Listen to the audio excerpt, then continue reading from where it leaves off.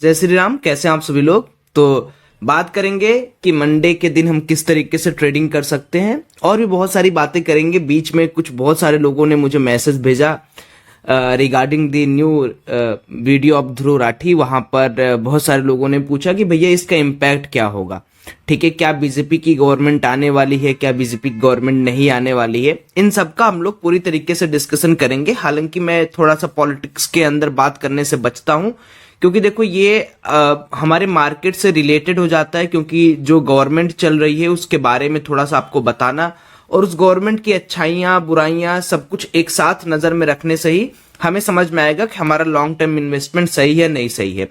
अब रिसेंटली ध्रुव राठी ने एक वीडियो अपलोड किया था, आप सब लोग को पता होगा, तो उस पर मैं क्या ही ज्यादा बोलूं। उन्होंने जो वीडियो बनाया था उसके ऊपर ऑलरेडी बहुत सारा हंगामा हो ही रहा है, लेकिन कुछ बातें हैं जो मैं अपनी तरफ से आप सभी लोग को बताना चाहता हूं।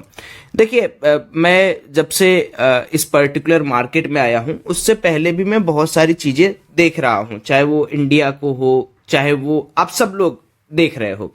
लेकिन अगर हम सिर्फ और सिर्फ किसी भी पार्टी का एक ये एजेंडा देखेंगे कि उसके अंदर जो नेता हैं वहां पर पहुंचने पे वो सब धुल जा रहे हैं, या आप कह लो कि जो नेता पहले करप्ट थे वो वहां जाकर सही हो जा रहे हैं, तो भाई देखो सिंपल सी बात है कि पॉलिटिक्स को समझने या नापने की कोई इकाई नहीं होती। उसकी गंदगी या उसकी अच्छाई को नापने वाले हम और आपके पास कोई सीमा नहीं है। लेकिन हमें और आपको सिर्फ ये चीज देखना है कि हमारी पोजीशनिंग आज कहां है। मैं ऐसा नहीं कि बहुत बड़ा प्रो बीजेपी हूं, ऐसा मत सोचना। मैं मानता ये हूं कि बीजेपी ने बहुत सारी चीजें की जो नहीं करनी चाहिए, जैसे एजुकेशन सेक्टर के अंदर उन्होंने बहुत बढ़ावा नहीं किया है। लेकिन अगर आप देखोगे ग्लोबल सेक्टर पे या कंजप्शन सेक्टर पे, मैन्युफैक्चरिंग सेक्टर पे एक आइडियोलॉजी जो बनाई जाती है उस पर बीजेपी अच्छा कर रहा है और बीजेपी अच्छा करेगा आने वाले समय में, ये मुझे लगता है। बाकी मार्केट के अंदर देखो क्या होना है क्या नहीं होना है वो तो समय ही बताएगा, किसकी सरकार आएगी किसकी सरकार नहीं आएगी। कुछ होते हैं जिनको निगेटिविटी दिखती है, कुछ होते हैं जिनको पॉजिटिविटी दिखती है। अब जैसे ध्रुव राठी के एग्जांपल देख लो, उनको गवर्नमेंट की कभी भी कोई भी, बीजेपी गवर्नमेंट की मैं खास बात कर रहा हूं, उनको कभी भी कोई भी चीज पॉजिटिव नहीं दिखी है, ठीक है। और अगर आप देख लोगे इसके पहले बहुत सारे चैनल ऐसे हैं जो कांग्रेस की बुराई करते थे, अब बहुत सारे चैनल हैं जो बीजेपी की बुराई करते हैं, क्योंकि बुराई, एक्सपोज, स्कैम या किसी का ये कर देना वो कर देना एक ऐसा टॉपिक होता है जिस पर लोग अटेंशन ज्यादा देते हैं, ठीक है। लेकिन आप ये भी चीज सोचो कि आज भारत की जो ग्लोबल स्थिति है या भारत की जो कैपेक्स स्थिति है या भारत की जो पोजीशनिंग है वो आज तीसरे नंबर पे है, तीसरे से 5वें नंबर पे है। ये अपने आप में गर्वान्वित करने वाली बात है जिसका मुझे गर्व है। बाकी इंटरनली बहुत सारी गवर्नमेंट अभी कुछ नहीं किया है, समय के साथ साथ अगर वो अच्छी करती है तो यहां पर गवर्नमेंट या बीजेपी को कह लो एक बहुत बड़ा फायदा मिलेगा। तो ये मेरा व्यू था। आप में से जो लोग जानना चाह रहे हैं उनके लिए बता दूं, देखो मैं मोदी को एज अ पर्सनैलिटी बहुत पसंद करता हूं और मुझे अपने उत्तर प्रदेश के सीएम योगी जी भी बड़े अच्छे लगते हैं और मोदी जी भी। उसके पीछे रीजन ये है कि आप यूं समझ लो कि मुझे सबसे ज्यादा इंपॉर्टेंट ये लगता है कि भाई कोई भी व्यक्ति गुंडा गर्दी ना कर पाए, अपने मन से कोई भी कानून ना बना पाए या किसी को उठाए मार दिए, ये नहीं। जब एक बार जब चुनाव हो रहा था, जब विधानसभा का यानी उत्तर प्रदेश का जब चुनाव हो रहा था, तो अभी रिजल्ट आया नहीं था और हम लोग गए थे चाय पीने, मैं था, कुछ मेरे दोस्त थे, भाई लोग थे।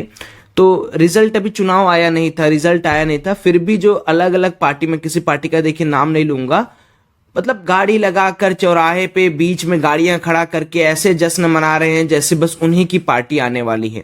तो मैं यही सोच रहा था अपने दिमाग में कि अगर यार काश ये वाली पार्टी अगर जीत गई तो सोचो कितना, अभी जब बिना रिजल्ट के इतना तांडव मचाए हैं, जब जीत जाएंगे तब तो ये अपनी दादाशाही हर जगह फैलाएंगे।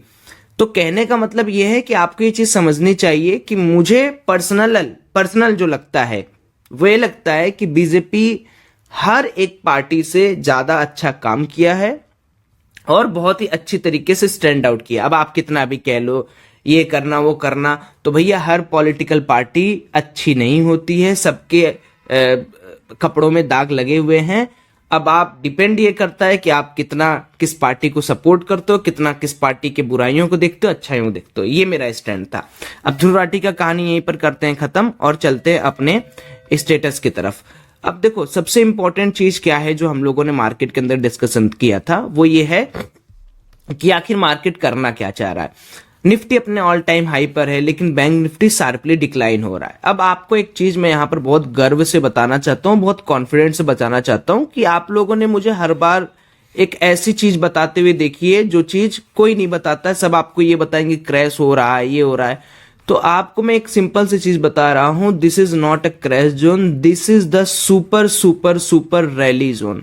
ठीक है, अब आप ये चीज तब समझोगे जब आपको मेरी एक बात समझ में आएगी। ये जो मार्केट आपको दिख रहा है 1 2 3 दिन ना, ये ब्रेकआउट के बाद कंसोलिडेशन फेज है, रीटेस्ट फेज है। इसमें जिसने दबा के मार्केट को समझ लिया वही पैसा बनाएगा। तो अब पैसा कैसे बनेगा, ध्यान से सुनिए।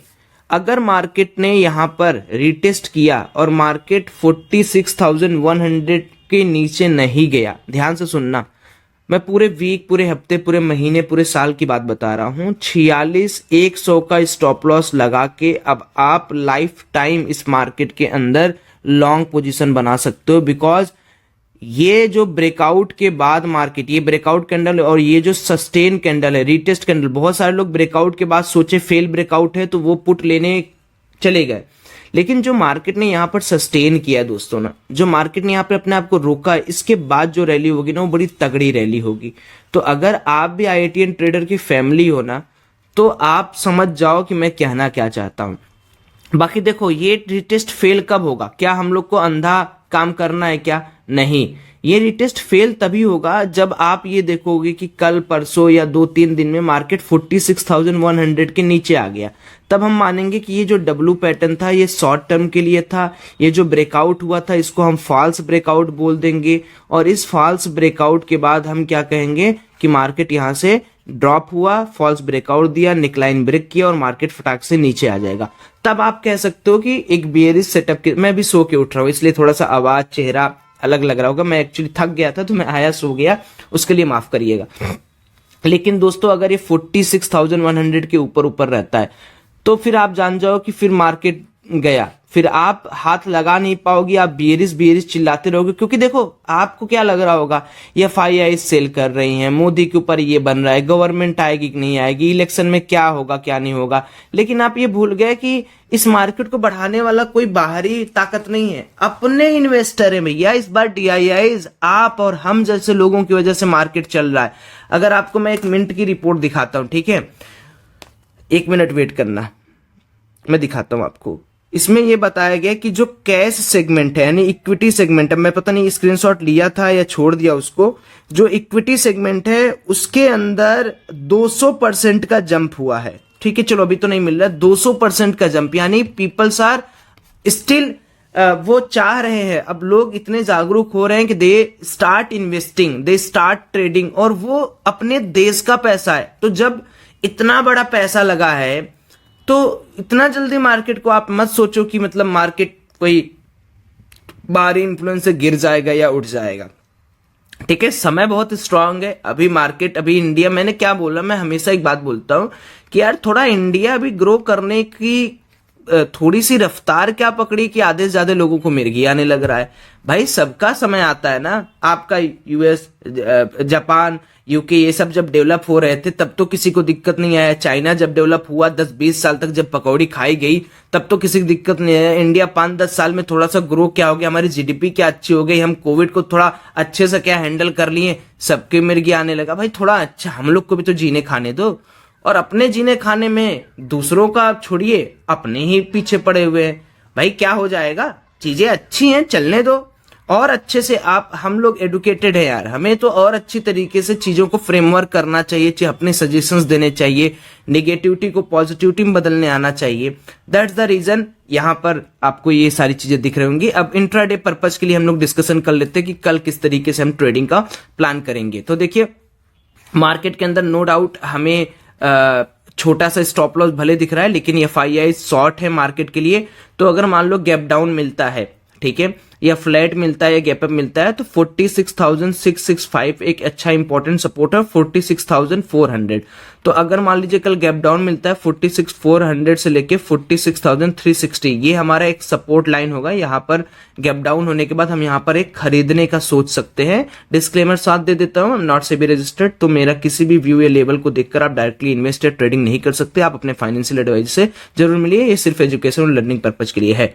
46,400 से 46,360 यहां से हम खरीदारी कर सकते हैं। स्टॉप लॉस हमारा 46,122 के आसपास लग सकता है। उसके बाद मार्केट के अंदर जो रैली आएगी वो अच्छी हो सकती है। ये मान लो फ्लैट खुलता है, गैप अप खुलता है, तो हमें खरीदारी कहां करनी चाहिए? खरीदारी कल के दिन हमें तभी करनी चाहिए जब मार्केट इस पूरे के पूरे जो चैनल है इसको निकाले, और चैनल है 47,160 के ऊपर। तो अगर मान लो मार्केट फ्लैट खुले तो हमें थोड़ा वेट करना है 47,160 निकलने तक। अगर मार्केट गैप डाउन खुलता है या खुलते ही थोड़ा नीचे जाता है और 46,400 से लेके 46,360 तक सपोर्ट बनाता है तो इमीडिएट सपोर्ट बनेगा और यहां पर अच्छी बाइंग आएगी विथ वॉल्यूम। तो यहां पर जो प्रीमियम आपको देखने को मिलेंगे कल के दिन, मान लीजिए बैंक निफ्टी की बात करें हम लोग, तो जो 400 से 500 का प्रीमियम होगा या मान लो 300 से 400 का जो प्रीमियम वो सडन स्पाइक करेगा यहां से, और वो मतलब विद इन 5 to 10 मिनट आपको 360 से 380 होते हुए जाएगा 300 वाला प्रीमियम। तो कल के दिन ये नजर रखना है। और अगर कल के दिन मार्केट बेयरिश सेटअप बनाना चाहता है, ब्रेकआउट को फेल करना चाहता है, तो इसको एक हैवी पेनल्टी चुकानी पड़ेगी। जो लोग लॉन्ग हैं उनके ब्रेक को तोड़ना पड़ेगा और 46,100 के नीचे नीचे 15 से 20 मिनट ट्रेड करेगा, तो हम लोग प्लान करेंगे यहाँ पर बेयरिश ट्रेडिंग का। देखो मैं कभी भी ये नहीं बोलता हूँ कि फुल्ली बेयरिश रहो, कब फुल्ली बेयरिश रहो, बट मैं आपको ये बताता हूँ एज अ ट्रेडर आपकी रिस्पॉन्सिबिलिटी क्या है कि आप स्कैल्प में चलो या स्कैल्पिंग करके देखो। ठीक है, स्कैल्पिंग से फायदा यह है कि आप हर डायरेक्शन समझ रहे हो। 46,100 के नीचे में पुट में जाना है इसके ऊपर, तो स्कैल्पिंग ज्यादा ध्यान दो क्योंकि वॉलेटिलिटी बढ़ने वाली है, चुनाव आने वाला, कुछ भी हो सकता है दोस्तों। इसलिए अपना पैसा आपको समझ में आना चाहिए कैसे मुझे कमाना है, चाहे वो स्कैल्पिंग हो चाहे जैसे भी हो। और जो लोगों ने अभी स्कैल्पिंग के कोर्स में नहीं जुड़े हो, ठीक है, अभी संडे है, आज ही आप क्या कर सकते हो, लिंक मैंने डिस्क्रिप्शन बॉक्स में दिया है, अकाउंट ओपन करके केवाईसी कर लो और मंडे यानी कल दोपहर तक आपका अकाउंट एफएनओ के लिए एक्टिवेट हो जाएगा। फर्स्ट ट्रेड करके हमें ईमेल कर दो, ईमेल आईडी मेंशन्ड है, आपको हम स्कैल्पिंग में फ्री ऐड कर लेंगे। तो जो लिंक नीचे मैं दे रहा हूं उसी से आप अकाउंट ओपन करो, केवाईसी आज रात तक ही करा लो, बैंक स्टेटमेंट डाल दो उसमें, और एफएनओ कल दोपहर तक आपका एक्टिवेट हो जाएगा, दोपहर को आप मेल कर दो। बाकी हम लोग मिलते हैं कल। Thank you, have a great day, जय श्री राम।